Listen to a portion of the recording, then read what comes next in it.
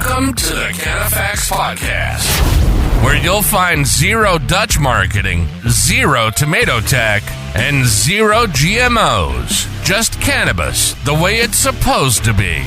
The cannabis truth, the whole truth, and nothing but the truth, so help my bud.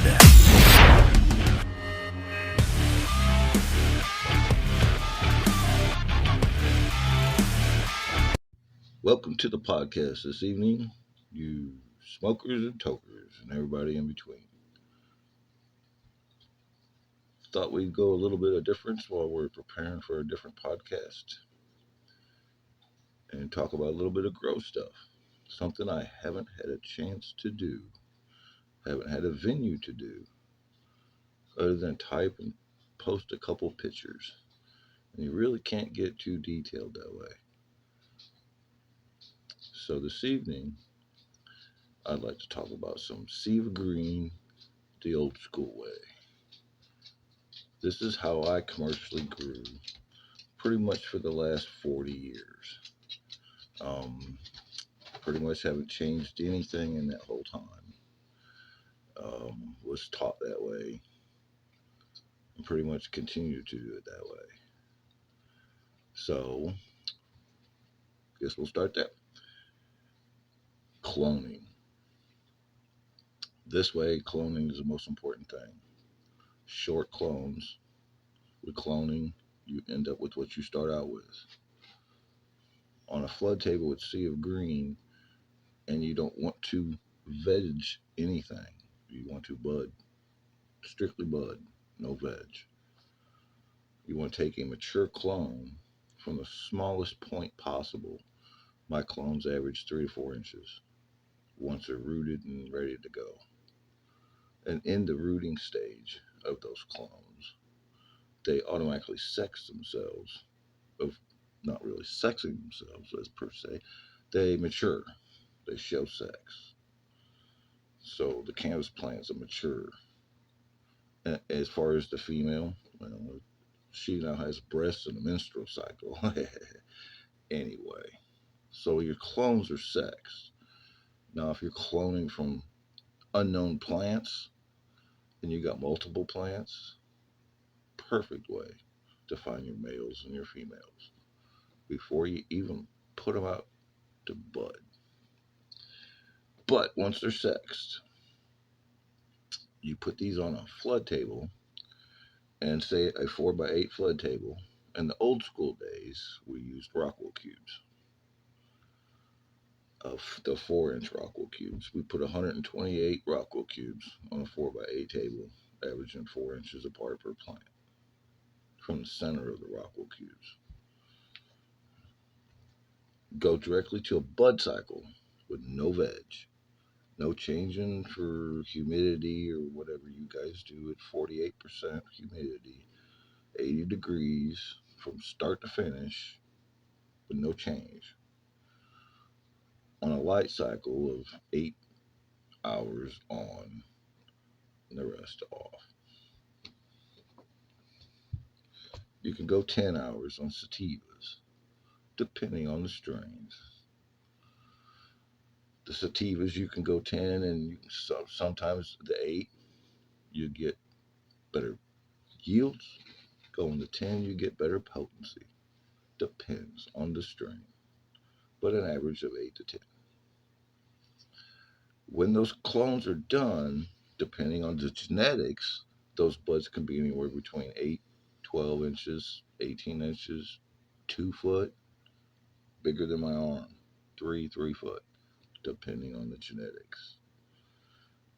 Then you have 128 of those on a flood table. There's where your weight's at. Now, to take in consideration how things are done today. Now, this is my question. If you have this same exact flood table, and you guys are putting dirt pots on those flood tables, and you're putting them anywhere between, I've seen people get them pretty close, 18 inches apart, whatever, you're sticking quite a bit of them in a small area. But your plants, you're vegging the plants to when they're 4 or 5 foot tall. And then there's a bud on the top. You're stripping the whole plant down to where there's just a bud on the top. Well, that's no different than what I just said. Just a bud. But I'm not doing all that vegetable growth. I'm not stripping all those leaves. I'm not wasting all those nutrients. And I'm not doing all that electric. That's my question. Why do you do it that way? Now I understand that I've heard the Jungle Boy say, I even say in a podcast, that they don't use the pip racks because their plants get too big. And that's exactly right. If you're using tomato tech, your plants get too big because you don't sex your clones at 3 inches tall and don't veg. That's why your plants get too big. Now, if you would sex your clones, mature clones, with no veg, they wouldn't get no taller than 2.5 foot. 3, depending on the genetics. My buds get huge. Huge. So, now those pip racks, in my opinion, are one of the greatest things since sliced bread as far as the innovation of cannabis hardware that ever created was those pip racks. Because from somebody in my day, this is how we grew constantly. Short buds called Sea of Green. That was the true Sea of Green. It was a whole flood table with nothing but buds with no veg. And the plants didn't get no taller than 2 foot. It's on the cover of High Times 1995 issue. I posted on Instagram, kind of showing you samples. I have thousands of them. I can show you pictures of me doing it. I've asked if people wanted to see pictures, and I was told no. So if everybody in the industry would utilize those pip racks the way they're supposed to be used, there wouldn't be a grow facility without one. I promise you. This is where I've been saying from day one coming to the internet that I could double the yield of what you guys get. And I guarantee I can. Because of that, I don't veg, and I would put all clones down. On those same flood tables that you guys use, I wouldn't use dirt pots though. Now today, they've even come a little better. And now the RDWC is out. So I've changed from the shallow rock wool flood tables. That's from the old days, and that's pretty much what you guys use for drain tables, for your dirt pots. Excuse me. I switched to a 8-inch depth flood tray and did RDWC, but use aquaponics, and it still put 128 clones on the same 4x8 table. It's just I use recycling organic water, and that is extremely great. I love that.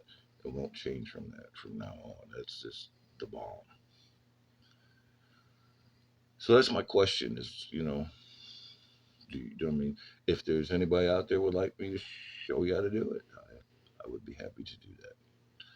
Even if you have moms already going, I could come in, clone my way, throw them on a table and show you, and walk away. That would be it. I could walk away and let you bud it. And I wouldn't even have to be there. Or I'm telling you how to do it now, but you can do it yourself. This is cloning. It's all cloning. You guys clone wrong. So that and your life schedule. There's quite a few things you guys do different. Anyway, that was just my question. That was a quick quick little sea of green thing on my grow tech, and then those pip racks. I would definitely be interested in someone using those would want to actually learn how to utilize it correctly,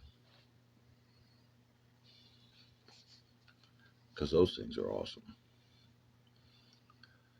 With the LEDs, innovation between LEDs and the pip racks, that's the two most important things that I've seen.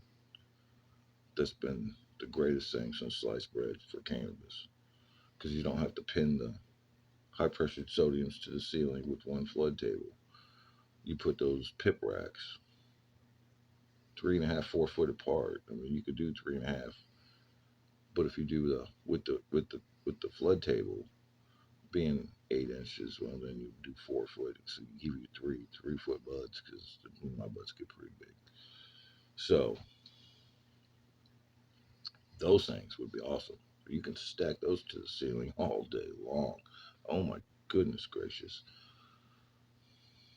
If you guys out there at the pip rack manufacturing actually listen to this podcast, I'd be happy to come show you how to do it if you'd like me to.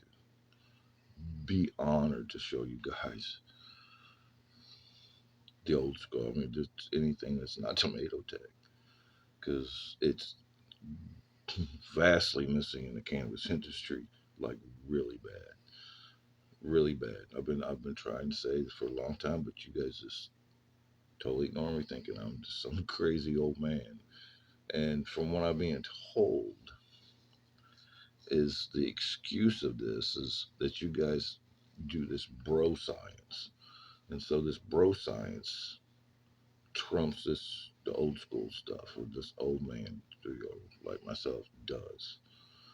And yes, you guys do that bro science, 100% bro science. Let me explain what that bro science, the definition of that bro science is. It's kind of pretty easy. Bro, you got scammed with that tomato tech. That's your definition of bro science. So, yeah, bro, you got scammed by tomato tech. I would be happy to come show y'all. Anybody with a flood table, Oklahoma. I'm sure there's some pip racks in Oklahoma somewhere. I'm real close to Oklahoma. Oklahoma doesn't have a plant count. You need 128 clones per 4 by 8 table. If you just got one 4 by 8 table in a room, we'll do that too. Easy squeezy. All you gotta do is show one person, and then you all would be doing it. I promise you. I can show pictures of me doing it. I've told you about posting pictures, but nobody wants to hear about it from me. If it was from somebody else, that, my friend, would be a different story.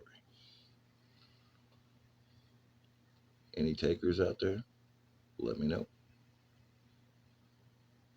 Osmolabs at Gmail, Dan at osmolabs.com, Cannafacts at osmolabs.com, or hit me up on Instagram. Or I'll give you my phone number. Doesn't matter to me. So, if y'all want to talk more grow tech, if you want to hear about more grow tech, I have heard people complain of me not doing this right here, but yet saying everything about the tomato tech, but not explaining it. Well, that's pretty much why the podcast started also, so I can start explaining it. Because I got tired of waiting for somebody to ask me to come on a podcast. That never happened. So anyway, if you like pictures of all this, whatever, or I can come show you. Doesn't matter. As long as the truth gets out there, that's the most important part. I guess we'll just make this a quick 15-minute podcast. Maybe I'll get some response to continue with this discussion or discussions such as this. This was kind of first as far as the grow thing, even talking about my grow tech. So I will continue if you want to listen to it. Until then, stay safe, stay high. God bless. Osmo out. Unveiling the secrets of Osmolab's top-shelf cannabis breeding. What sets Osmolabs apart from the rest? At Osmolabs, the art of cannabis breeding transcends mere cultivation. The meticulous process is akin to a symphony, with each strain curated to perfection, embodying the pinnacle of quality and innovation. The science behind top-shelf genetics. Osmolabs leverages cutting-edge old-school genetic research to concoct their signature strains. Through a blend of old-school breeding techniques and technology, they unlock the hidden potential of each cultivar, resulting in unparalleled potency and flavor profiles. Nurturing excellence in every seed. From germination to harvest, Osmolabs adheres to a rigorous standard of care for their plants. Every seed is nurtured with precision and dedication, ensuring optimal growth and maximizing the genetic potential encoded within, cultivating a legacy of excellence. With a legacy spanning decades, Osmolabs has cemented its reputation as a pioneer in the cannabis industry. Their commitment to excellence and innovation continues to push the boundaries of what's possible, setting the gold standard for top-shelf cannabis breeding. The Osmolabs experience, where quality meets passion. Stepping into the world of Osmolabs is akin to embarking on a sensory journey to the past. Each strain tells a unique story, crafted with passion and expertise that is palpable in every puff. Experience the difference that top-shelf cannabis breeding can make and elevate your cannabis journey to new heights. Unveil the secrets of Osmolabs and discover a world where quality, innovation, and passion converge to redefine the art of cannabis breeding, exploring the roots of old-school cannabis strains. Old-school cannabis genetics refer to the foundational strains that laid the groundwork for the diverse varieties available in today's market. These original genetics hold a special place in the hearts of cannabis enthusiasts and breeders alike. They are the building blocks of the modern cannabis industry, with their unique characteristics and effects shaping the way we perceive and consume cannabis today. Understanding the significance of heritage strains. Heritage strains, such as Skunk, Northern Lights, and Haze, have stood the test of time and continue to influence new hybrids and cultivars. These classic varieties offer a glimpse into the rich history of cannabis cultivation and consumption, providing a connection to the past for many enthusiasts. The distinct aromas, flavors, and effects of these old-school genetics showcase the diversity and complexity of the cannabis plant. Unraveling the genetic makeup of old-school strains. Old-school cannabis genetics are known for their stability and consistency, traits that are highly valued in breeding programs. These classic strains often exhibit strong genetic markers that make them reliable choices for breeders looking to create new and exciting varieties. By understanding the genetic makeup of these heritage strains, Osmolabs has harnessed their unique characteristics to develop novel cultivars with specific traits and effects. Navigating the evolution of cannabis genetics. As the cannabis industry continues to evolve, old-school genetics remain a cornerstone of breeding projects aimed at preserving and enhancing the qualities of classic strains. By blending old-school genetics with old-school breeding techniques, Osmolabs has created hybrids that offer a fresh take on familiar favorites. This fusion of old-school genetics results in a diverse array of cannabis varieties that cater to a wide range of consumer preferences.